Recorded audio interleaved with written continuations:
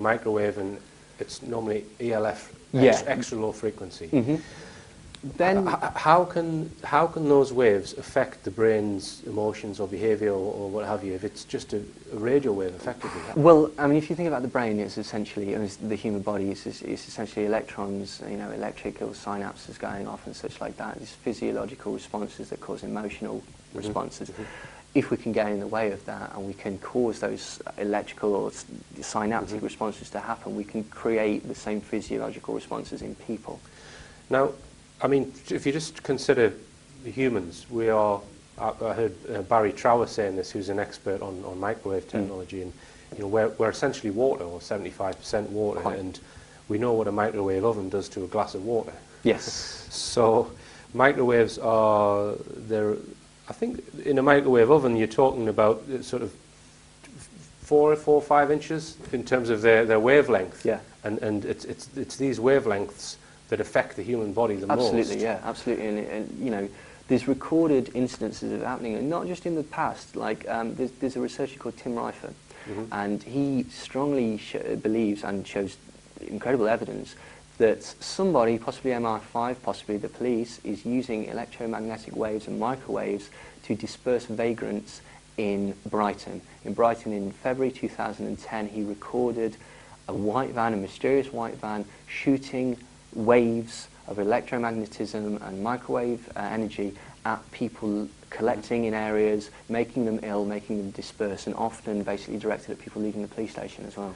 Now, have we not had that at Greenham Common? Absolutely, we had it at Greenham Common. And again, it's not officially admitted to, but basically they had a system of security in there that it was electromagnetic wave patterns and such like that. People were becoming ill at the same time. People were having circulatory problems. Might that not be an audio type of weapon? Absolutely, it could well be. But you know, But you would say that they've got microwave crowd dispersal type technology? Yes, because basically a lot of the people were coming up with symptoms that were completely... In medical books, if you looked at radiation poisoning, this is what people were getting. They were getting bleeding out of their eyes, they were getting headaches. A lot of people later developed cancers and sadly died. Yes, because, I mean, this is, I believe, one of the side effects of microwaves, that it can cause cancer. Well, it's known that it can, because in 1953, the Russians were bombarding the US embassy in Moscow with microwave energy. The American government actually knew about this, but they didn't let the employees know about this. And I believe it was Ambassador Stossel developed lymphoma, bleeding eyes, and eventually died. Now, what happened was, rather than sort of stop this, the Americans used it to conduct their own experiments, see what would happen to people, and then they continued this experimentation back in America under Dr. Ross Addy, for one. And there's a possible incident in one of the Iraq wars. Yes, this has been talked about in a number of areas.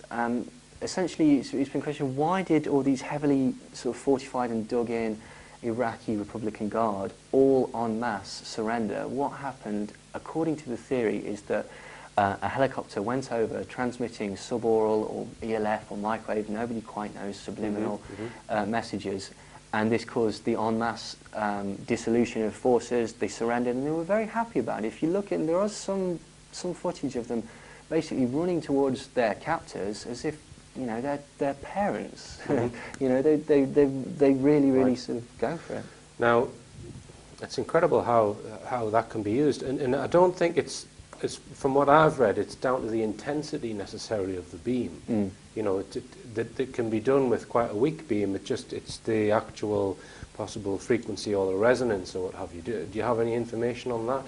Well, I wouldn't like to say. Do you know? I mean, there's different methods. And well, you see, you quoted ELF, extra low frequency radio waves, and microwaves. They're completely different in different areas of the spectrum. Microwaves are much faster frequency than an ELF wave. So they affect the brain slightly differently, but they both affect the brain. Is that what you... Well, under MK Ultra, there was at least 149 separate projects, okay, and they range from truth serums to various different types of mind control, including one called perfect concussion, which basically is a ray that can wipe somebody's mind at a distance of hundreds of meters. Right. So there are numerous ways, essentially, and they've spent thousands and thousands of pounds researching it.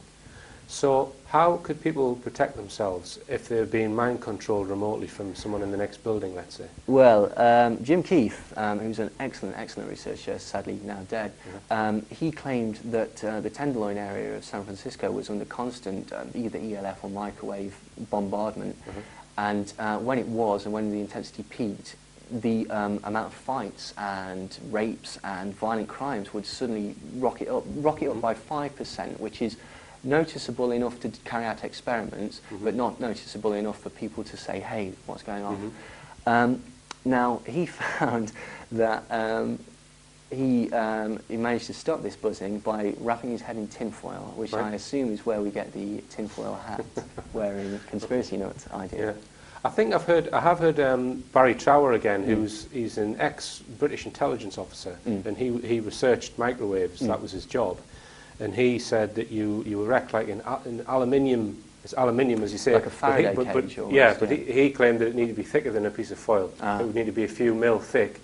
You put that against your bedroom window when you go to bed at night to stop yourself being mind controlled. Yeah, well, it's possible, but who knows what techniques they've got anyway. So all right then, Neil. Well, we're going to talk some more after this short break, so don't go away.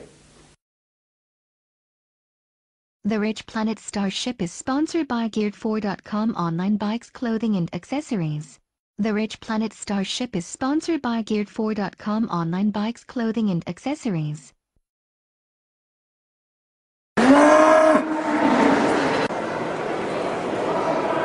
It's the 4th of March and we've come along to Hexham livestock market where they sell cows and sheep and that kind of thing.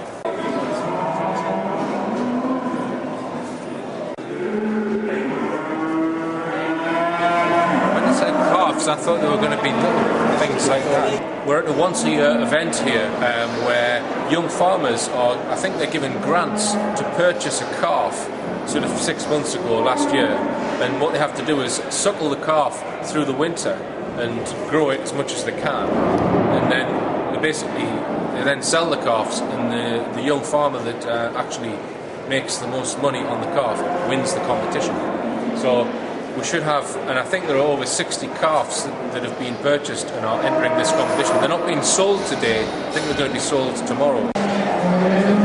We've brought along 50 copies of Silent Killers to hand out with a message which reads, have you seen any unexplained animal deaths or injuries?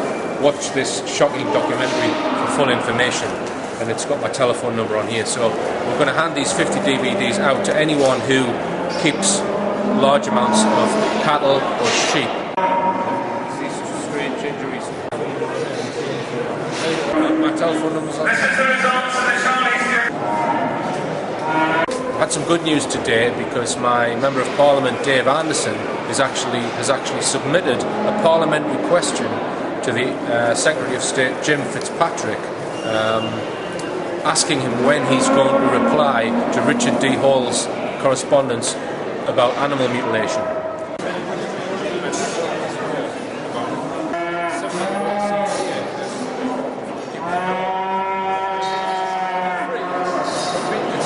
My telephone number's on. Okay, right, I've handed out all 50 DVDs of Silent Killers, and it was okay until about the last 5 where I tried to give a copy to the secretary, but I didn't know it was the secretary, and he was asking all these questions, who was backing me, etc, etc, etc, and I should have asked his permission to give people DVDs. So anyway, he let me hand out the remaining ones that I had.